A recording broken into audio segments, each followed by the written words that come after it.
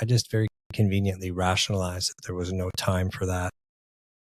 And there were other callings that were a bigger priority. And when it came time to sort of think about those things, my giving and providing to others usually took precedent over myself. So before I hit record, we talked about what we were going to talk about, and I've already changed my mind. But not really, but I do want to, before I go to the next thing that I wanted to talk to you about, I do want to hone in a little bit on what you just said about that rationalization piece that every caregiver can relate to, where we rationalize that we do not have the time, or it would be selfish to, or there's some kind of reason that we give ourselves for not being able to do the things like you mentioned that we already know that we could, should, or perhaps even want to be doing. Why do you think we are so prone to do that?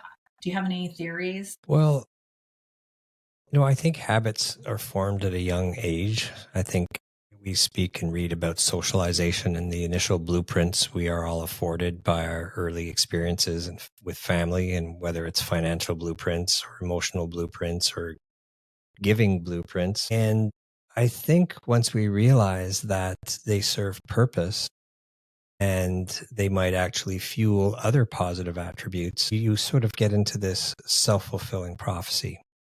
So, I've been asked, well, why did I go into medicine? I think I had a lot of positive experiences as a young person, as a teenager and young adult, as a listener and someone who cared. And that came very naturally.